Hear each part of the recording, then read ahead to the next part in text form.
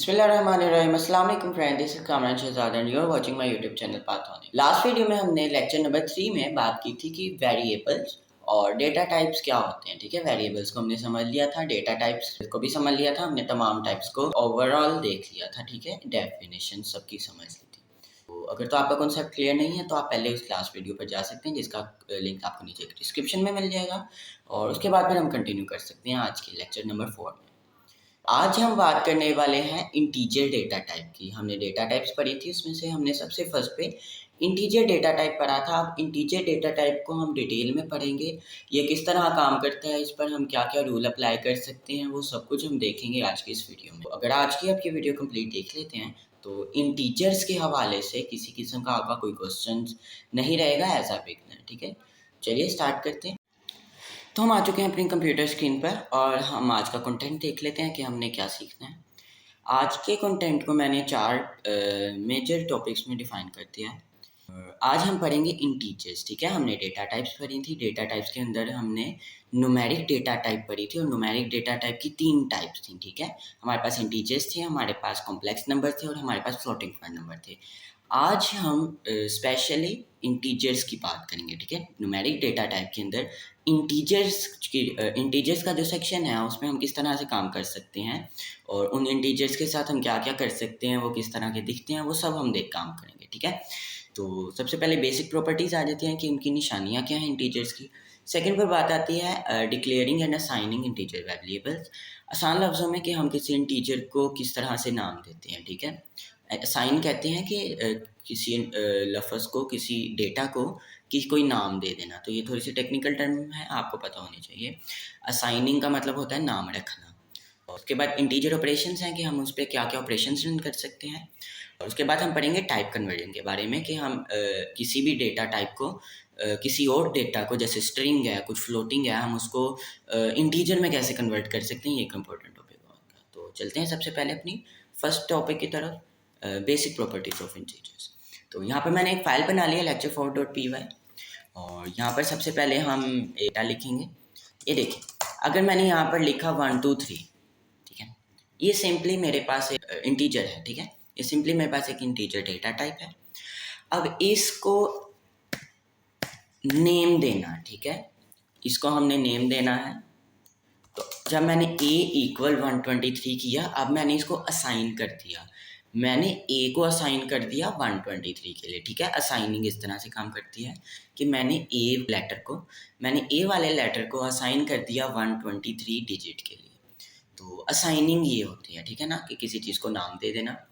अब हम देख लेते हैं कि किस तरह के दिखते हैं ये। सिंपली सिर्फ एक मेजर निशानी है कि ये बिल्कुल किसी बगैर किसी कोमा के, बगैर किसी ब्रैकेट के स्ट्रेट लिखे होंगे, और कोई पॉइंट नहीं पाया जाएगा। ठीक है, अगर तो डिजिट्स आपके पास कुछ भी लिखा है, ये देखें, ये आपके पास एक इंटीजर है, इसके गिर्द कोई कोमा नहीं होना चाहिए, कोई ब्रैकेट नहीं होनी चाहिए, कोई पॉइंट नहीं होना चाहिए, कुछ भी नहीं होना चाहिए। जहाँ पर स्टार से लेकर एंड तक सिर्फ डिजिट्स पाए जाएँ, तो वो आपके पास इंटीजर डेटा टाइप आती है। ठीक है, ये तो हो गई इसकी निशानी। अब हमने इसकी निशानी समझ ली, अब हम आगे चलते हैं अपने बाकी बातों की तरफ। हमने प्रॉपर्टी समझ ली कि किस तरह की दिखती हैं ये, इनकी खसूसियात क्या हैं। उसके बाद हमने देख लिया कि असाइन किस तरह से किया जाता है एक वेरिएबल को इंटीजर के लिए। ठीक है, ये भी हमने समझ लिया। अब आते हैं इंटीजर ऑपरेशन से। एक इम्पोर्टेंट बात है, इनका मतलब ज़ाहिर है ऑपरेट करना, कि हम इसके साथ क्या क्या कर सकते हैं। ठीक है, ये देख लेते हैं। सबसे पहले एडिशन कर सकते हैं। ठीक है, हम अगर यहाँ पे इक्वल 123 + 123 करें तो यहाँ पर मेरे पास वैल्यू आएगी, बट आई थिंक मैंने प्रिंट नहीं किया, मुझे प्रिंट करना चाहिए था। मैं प्रिंट अगर ए करूँ और उसके बाद फिर प्रोग्राम को रन करूँ, ये देखिए अब मेरे पास 246 आ गया। ठीक है, मीन्स के प्रिंट ए मुझे 246 मिल गया, मतलब कि हमने एडिशन कर ली। अब एडिशन के बाद हमारे पास बात आती है सब्ट्रैक्शन की। ठीक है, मीन्स के इसी को लिख लेते हैं 200 माइनस 100। ठीक है, जब मैं प्रिंट भी करूँगा तो मुझे 100 मिल गया। ठीक है, अब ये हमारी दूसरी बात होगी कि हमें 100 मिल गया, मतलब कि हम इसमें एडिशन कर सकते हैं, सब्ट्रैक्शन कर सकते हैं। अब बात आ जाती है हमारे पास मल्टीप्लिकेशन की। ठीक है, मल्टीप्लिकेशन कैसे करते हैं देख लेते हैं। मल्टीप्लिकेशन के लिए सिंपल है, 5 इसमें मल्टीप्लाई काम नहीं करता। ठीक है, यहाँ पर ना हमें स्टार लिखना पड़ता है, ये जो स्टार है। ठीक है, अब ये स्टार मेरे पास शिफ्ट +8 से आ रहा है, आपके पास आपने देख लेना कि स्टार की वैल्यू कहाँ से आ रही है। अगर आप ये एक्स करके करेंगे तो ये एक्स काम नहीं करेगा, आपको यहाँ पे स्टार लगाना पड़ेगा। प्रोग्रामिंग में स्टार को मल्टीप्लाई समझता है कंप्यूटर। तो 5 × 5 अगर हम कर देंगे और फिर हम प्रिंट सी करेंगे तो हमें हमारा 25 मिलेगा। ठीक है, ये देखिए आप देख सकते हैं यहाँ पे हमें 25 मिल गया। एडिशन, सब्ट्रैक्शन, मल्टीप्लिकेशन, अब आ जाते हैं डिवीजन। डिवीजन किस तरह काम करते हैं, सिंपल, आप जहन में तो आ गया होगा आपके कि डिवीजन किस तरह होंगे, फिर बट हमने समझना है। यहाँ पर आपने फॉरवर्ड स्लैश लगा देना है। ठीक है, डिवीजन के लिए कंप्यूटर में फॉरवर्ड स्लैश काम करता है। जब 10/2 करूँगा तो यहाँ पर ये मुझे डिवाइड करके दे देगा। मैंने प्रिंट नहीं किया, हम प्रिंट कर लेते हैं इसको। जब हम प्रिंट डी करेंगे तो उसके बाद हमें 5.0 मिल जाएगा। ठीक है, लेकिन आंसर हमें फ्लोटिंग पॉइंट में मिलेगा। तो ये हम बाद में समझेंगे, हमने फ्लोटिंग पॉइंट को इंटीजर में कैसे कन्वर्ट करना है, ये इसी लेक्चर में हम आगे समझेंगे। डिवीजन हो गई, मल्टीप्लिकेशन, एडिशन और सब्ट्रैक्शन।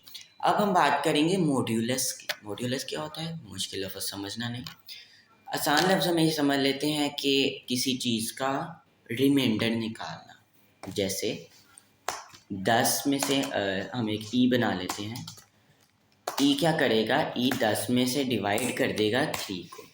ठीक है, जब 10 में से 3 को डिवाइड करेगा तो 3 1 3, 3 2 6, 3 3 9, 1 एक बचेगा। ठीक है, अब हम नहीं चाहते कि हमें पॉइंट में मिले, हम चाहते हैं कि बस हमें सीधी स्ट्रेट वैल्यू मिले और उसके बाद फिर हमें उसका रिमाइंडर मिल जाए। रिमाइंडर क्या होता है, 3 3 9 करके जो कि पीछे वैल्यू बच गई जिसको मज़ीद डिवाइड नहीं किया जा सकता, वो 1 होगा। तो हमें वैल्यू चाहिए जो कि हम डिवीजन के बाद बच जाए, रिमाइंडर जिसको कहते हैं। आप अगर रिमाइंडर को नहीं समझते तो आप इसी वर्ड्स में समझ लें कि जो डिवाइड करने के बाद पीछे वैल्यू बच गई उसको रिमाइंडर कहते हैं, और वो हमारे पास आता है परसेंटेज से। जब मैं 10% करूँगा तो प्रिंट ई, ये देखिए मुझे 1 मिला। 1 क्यों मिला, उसने 3 का टेबल स्टार्ट किया, 3 3 9 तक गया, उसने देखा कि 3 4 तो 12 होता है, तो ये बड़ी वैल्यू हो जाएगी। तो उसने देखा कि मेरे पास कितने डिजिट्स बच गए हैं और वो मुझे दे दिया, मीन जो कि 1 था। ठीक है, और इसको आप अपने हाथ से 2 3 4 दफ़ा करेंगे डिफरेंट वैल्यूज़ पर तो आपको समझ लगेगा। इसको कहते हैं मॉड्यूलस, किसी चीज़ का रिमाइंडर फाइंड करना। और इसके बाद हम बात करेंगे किसी चीज़ का पावर निकालना। पावर क्या होता है, मीन्स के स्क्वायर, क्यूब और सो ऑन। जैसे हमने 5 की पावर चाहिए हमें 3, 5 का क्यूब चाहिए, तो हम क्या करेंगे, 5 * 3। ठीक है, जब हम 5 * 3 करेंगे तो हमें 5 का क्यूब मिल जाएगा। ठीक है, तो हम प्रिंट करके देख लेते हैं। प्रिंट किया F को। ठीक है, प्रिंट के लिए प्रिंट को अभी सिर्फ इतना समझ लें कि प्रिंट कमांड को किसी भी रन करने के लिए इस्तेमाल होता है। ठीक है, अभी के लिए इतना समझ लें, बाद में हम डिटेल में समझ लेंगे प्रिंट फंक्शन किस तरह काम करता है।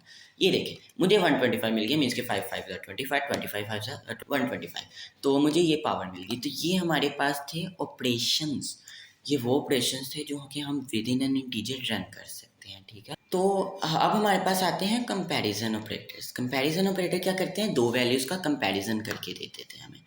अब ये कंपैरिजन ऑपरेटर हमारे लिए कैसे काम करते हैं, वन बाय वन देख लेते हैं। ठीक है, तो सबसे पहले हम बात करते हैं ग्रेटर देन की। ग्रेटर देन की अगर हम बात करें तो मीन्स के मैंने इसको कहा 5 ग्रेटर देन 3। अब मैंने इसको 5 ग्रेटर देन 3 कहा और उसको कहा कि प्रिंट जी, तो वो मुझे प्रिंट करके देगा ट्रू, क्योंकि हमने बूलियन टाइप में पढ़ा था कि इस तरह के जब हम किसी चीज़ कोई लॉजिक लगाते हैं कंप्यूटर की तो वो हमें बूलियन टाइप में आंसर देता है जो कि ट्रू या फॉल्स होती है। ठीक है, वो हमें बताता है कि आपने सच बात कही है या झूठ। तो मैंने उसको 5 ग्रेटर देन 3 कहा, तो उसने कहा जी बिल्कुल सच बात है ये। तो इसके बाद हम समझ लेते हैं ये हमारे पास ग्रेटर देन अब था। अब हम समझ लेते हैं लेस देन को। लेस देन भी सेम इसी तरह काम करता है। अब मैं 5 लेस देन 3 कर देता हूँ। ठीक है, 5 लेस देन 3 किया, प्रिंट एज करवाया उससे। जब मैंने उसको कहा प्रिंट एज तो उसने मुझे कह दिया, चलो, तो उसने मुझे कहा फॉल्स, मीन्स के उसको पता है कि 5 छोटा नहीं है, 5 बड़ा है और 3 छोटा है, तो ये गलत बात कही है आपने, इस वजह से उसने फॉल्स रिटर्न कर दिया। तो ये हमारे पास थी लेस देन ऑपरेटर, ये हमारे पास था लेस देन ऑपरेटर। अब लेस देन ऑपरेटर के बाद बात आती है इक्वल इक्वल। ये तो बात थी कि कोई चीज़ बड़ी है या छोटी है, कोई चीज़ बराबर है, हम ये कैसे पता लगाएंगे ये भी देख लेते हैं। हमने कहा आई इक्वल 5 इक्वल इक्वल 3, ठीक है। अब हमने कहा प्रिंट आई, समझ लेते हैं इसको, पहले हम रन करेंगे बाद में समझ लेते हैं। ये देखिए, इसने मुझे कहा कि भाई आपकी बहुत बात गलत है, ठीक है, मीन्स के 5 इक्वल 3 के नहीं है। अब ये देख समझते हैं कि हमने यहाँ पर डबल इक्वल क्यों लगाया। डबल इक्वल हमने इसलिए लगाया कि यहाँ पर ऊपर हमने ग्रेटर देन लगाया था, ये देखिए थोड़ा सा समझ, ग्रेटर देन लगाया, नीचे लेस देन लगाया। यहाँ पर हमने एक तो इक्वल अपना इसका फॉर्मूले का लगा दिया, ठीक है, एक इक्वल हमने अपना लगाया, ठीक है, एक इक्वल 5 का था, एक इक्वल 3 का था। हमने बताना था कि 5 भी बराबर है 3 भी बराबर है। यहाँ पर 5 हमने सिर्फ एक वैल्यू के लिए साइन किया था कि 5 छोटा है, ठीक है, हमने यहाँ पर बताया था 5 छोटा है, ऊपर हमने बताया था कि 5 बड़ा है। लेकिन यहाँ आई वाली सूरत में हमने बताया कि 5 बराबर है 3 भी बराबर है। जब हमने दोनों वैल्यूज़ के बारे में बताना था कि ये दोनों एक दूसरे के बराबर हैं, ये चेक करो, इस वजह से हमें दो इक्वल लगाने पड़े कि एक इक्वल 5 के लिए था, एक इक्वल 3 के लिए था। तो एक इम्पोर्टेंट बात है, थोड़ी सी कन्फ्यूजन होती है, तो ये हमें समझ लेना पड़ेगा। तो अगर ये देख, यहाँ पर आप देख सकते हैं कि अगर मैं सिर्फ सिंपल 5 इक्वल 3 करूँ तो मुझे सिंटैक्स एरर दे देगा कि आपका सिंटैक्स लिखने का तरीका गलत है। 5 डबल इक्वल 3 करूँगा तो सिंपली मुझे फॉल्स मिल जाएगा। अब बात आती है जे की। जे के लिए हमने असाइन किया है नॉट इक्वल। नॉट इक्वल किस तरह बात काम करता है वो हमें बताएगा सिंपली कि दो वैल्यूज़ एक दूसरे की इक्वल हैं या नहीं। अब बात फिर वहीं पे आगे कि हमने जब दोनों वैल्यूज़ को एक दूसरे के साथ मिलाकर देखना है तो हमें किस तरह से लिखना पड़ेगा ये देखें। अब जब हमने कहा कि 5 नॉट इक्वल, ये देखिए नॉट इक्वल इस तरह काम करता है, ये जो एक्सक्लेमेशन का साइन है ये नॉट को रिप्रेजेंट करता है और ये इक्वल को रिप्रेजेंट करता है। जैसे हमने ऊपर डबल इक्वल लिखा था कि दोनों वैल्यूज़ एक दूसरे के बराबर हैं या नहीं, तो नीचे भी वैसे ही हमने फाइंड किया कि दोनों वैल्यूज़ एक दूसरे के बराबर नहीं हैं या हैं। इस वजह से हमने नोट भी लगाया, इक्वल भी लगाया। तो हम देख लेते हैं ये किस तरह से काम करता है, प्रिंट करवा लेते हैं जे को। जब हमने जे को प्रिंट किया तो ये देखिए हमें ट्रू रिटर्न हो गया। तो उसने कहा कि हाँ जी ये बिल्कुल सच बात है, आपने मुझे कहा कि 5 और 3 एक दूसरे के बराबर नहीं हैं, दोनों एक दूसरे के बराबर नहीं हैं, तो बिल्कुल ठीक है, दोनों एक दूसरे के बराबर नहीं है, इसलिए उसने मुझे ट्रू रिटर्न कर दिया। तो ये जो कंपैरिजन ऑपरेटर होते हैं हमने जिनको समझा, ये सब ट्रू और फॉल्स रिटर्न करते हैं, बूलियन टाइप में आंसर को रिटर्न कर देते हैं। तो हमने ऑपरेशंस देख लिए, हमने बूलियन टाइप को देख लिया, कंपैरिजन ऑपरेटर्स को देख लिया। तो हमारा ये थर्ड वाला जो था ऑपरेशन, ये हमारा रिटर्न हो गया, ठीक है। और फोर्थ में बात आती है टाइप कन्वर्जन की। इसको हम अगर ब्रॉडली बात करें तो हम इसको टाइप कास्टिंग कहते हैं। टाइप कास्टिंग का थोड़ा सा कॉन्सेप्ट ले लें, ठीक है, आने वाले लेक्चर्स में हम इस पर डिटेल में बात करेंगे, बट हमने सिर्फ चूंकि अपने फंक्शन को पढ़ना है इस वजह से हम थोड़ा सा इसको समझ लेते हैं। टाइप कास्टिंग होता है कि एक डेटा टाइप को दूसरी डेटा टाइप में कन्वर्ट करना। मीन्स कि हमने सब डेटा टाइप पढ़ी, हमने डिजिट्स को पढ़ा, हमने स्ट्रिंग्स को पढ़ा, हमने बूलियन को पढ़ा, लेकिन यहाँ पर हम समझ लेते हैं जैसे कि हमारे पास एक के वैल्यू है, के इक्वल है हमारे पास 5, ठीक है, और इसके बाद हमारे पास एक वैल्यू आती है एल, ये भी 5, बट ये स्ट्रिंग्स में है, ठीक है। ये हमने लास्ट लेक्चर में भी एक्सपेरिमेंट किया था कि जब हम प्रिंट करेंगे के प्लस एल तो हमें एक एरर शो होगा और वो कहेगा कि अनसपोर्टेड। ये देखिए ऑपरेशन टाइप कह रहा है अगर ये जो आप प्लस करना चाह रहे हैं एक इंटीजर है दूसरा स्ट्रिंग है तो आप इन दोनों के एक दूसरे में प्लस नहीं कर सकते। हमने उसको कहा चलो ये तो ठीक है नहीं कर सकते, तो हमें सोल्यूशन बता। उसने ये कहा, वो ये कहता है कि आप दोनों को एक तरह की डेटा टाइप में चेंज कर लें तो आप इसको सक्सेसफुली अपने ऑपरेशन को रन कर सकते हैं। अब एक तरह की डेटा टाइप में हम इनको कैसे बदलेंगे ये भी देख सकते हैं कि तो हमारे पास ऑलरेडी इंटीजर है, मसला है एल के साथ। एल को हमने इंटीजर में कैसे कन्वर्ट करना है, सिंपली हमने लिखना है एल इक्वल, ठीक है, जो कि ऊपर था, ठीक है, ऊपर भी एल था तो नीचे भी एल ही रखना है, ये याद रखना है। L equal int L. अब ये समझिए क्या हुआ, हमने ये ऊपर वाली एल की वैल्यू को पकड़ा जो कि स्ट्रिंग में 5 था। अब स्ट्रिंग में 5 वाली वैल्यू को हमने रख दिया कि हमने उसको कहा कि ये जो स्ट्रिंग में 5 वाली वैल्यू है इसको इंटीजर में बदल दे। ये देखिए इंट एल, इंट में बदल दो, ब्रैकेट में जो भी वैल्यू तुम्हें मिल रही है उसको इंटीजर वाली डेटा टाइप में बदल दो। अब जब उसने इंटीजर वाली डेटा टाइप में बदला, अब उसने उसको इस सेल में स्टोर कर दिया, ठीक है। पिछले वाले एल को पकड़ा, इंटीजर में बदला, एक नया एल बना के अब हम उस एल को प्रिंट कर सकते हैं, ठीक है। या एक आसान लफ्ज़ों में समझ लेते हैं, ये देखें, हम ऊपर वाले को एल रहने देते हैं, नीचे वाले को हम रख देते हैं न्यू एल, ठीक है। अब ये न्यू एल क्या करेगा, ऊपर वाले एल को लेगा, ठीक है, इंटीजर में बदलेगा और नीचे हम इजीली अपने न्यू एल को प्रिंट कर सकते हैं। ऐसे आप इजीली समझ सकते हैं कि एल को उठाया, स्ट्रिंग वाले 5 को नीचे इंटीजर में बदला, उसको न्यू एल में स्टोर कर दिया वेरिएबल में, और नीचे उस वेरिएबल को की में प्लस कर दिया। अब जब हम प्लस करेंगे तो हमें इजीली 10 रिटर्न हो जाएगा, जिससे हमें पता लग गया कि अब दोनों सेम डेटा टाइप में कन्वर्ट हो चुकी हैं। हमारे पास जो एल था स्ट्रिंग्स में वो हमारे पास अब आ गया इंटीजर में, तो जिसको हम इजीली अब कुछ भी कर सकते हैं। इवन ये प्लस था, हम इसको मल्टीप्लाई कर सकते हैं, ये देखें, मल्टीप्लाई करके हमें 25 मिल जाएगा, 5 × 5 25। तो ऐसे ये होती है डेटा टाइप की टाइप कास्टिंग। ये टाइप कास्टिंग होती है, हम किसी भी डेटा टाइप को किसी में बदल सकते हैं, बट कुछ उसकी कंडीशंस हैं वो हम आने वाले लेक्चर्स में 1 बाय 1 समझेंगे। अभी के लिए सिर्फ इतना समझ लें कि हमने इंटीजर को कैसे टाइप कास्ट करना है, टाइप कास्ट करना है, ठीक है। हमने पिछले वाले को पकड़ा, एक इंटीजर में कन्वर्ट करके न्यू वेरिएबल में स्टोर करके उसको नीचे किसी भी तरह यूज़ कर लिया। तो ये थी हमारे पास टाइप कन्वर्जन। आज के टॉपिक में के लिए इतना ही काफ़ी था।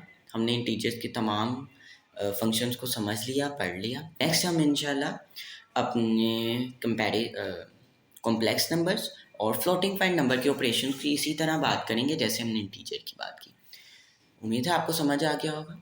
अगर किसी किस्म की कन्फ्यूजन है तो आप कमेंट कर सकते हैं, आपकी कन्फ्यूजन को दूर कर दिया जाएगा। बाकी हमारी सपोर्ट के लिए और इंटरेक्शन के लिए आप लाइक के बटन को क्लिक कर दें ताकि हमें पता लगे कि आपने वाकई हमारी वीडियो को देख लिया है और आपको हमारी वीडियो से फ़ायदा हो रहा है। और मैक्सिमम शेयर करें, लोगों को ज़्यादा से ज़्यादा नो हाउ पैदा हो, क्योंकि आने वाला दौर हमारे पास बहुत ज़्यादा प्रोग्रामिंग का, आर्टिफिशियल इंटेलिजेंस की इन चीज़ों का आ रहा है। तो ये हमने फर्स्ट लेक्चर में भी बात की थी कि हम अभी बेसिक्स ऑफ पाइथन पे हैं। इसके बाद हम एडवांस लेवल्स पे जाएंगे जिसमें हम रोबोटिक्स तक भी जाएंगे और उसके बाद डेटा साइंस और आगे से आगे एंड सो ऑन। तो हम बिल्कुल इंट्रोडक्शन टू पाइथन से लेकर आपको एक एडवांस लेवल का बना देना है कि कोई आपसे बात करे तो उसको पता चले कि हाँ, किसी से हमने बात की है, बंदा टैलेंटेड है। तो इसलिए आप ज़्यादा से ज़्यादा इसको शेयर करें ताकि लोग ज़्यादा से ज़्यादा कुछ कर सकें। आजकल सबके हालात ख़राब हैं, तो मैक्सिमम लोग किसी काबिल हों, कुछ अर्निंग के काबिल हों, कुछ स्किल्स उनके पास आएँ। और तो आज के लिए इतना ही, मिलते हैं नेक्स्ट वीडियो में, तब तक के लिए खुदा हाफ़िज़।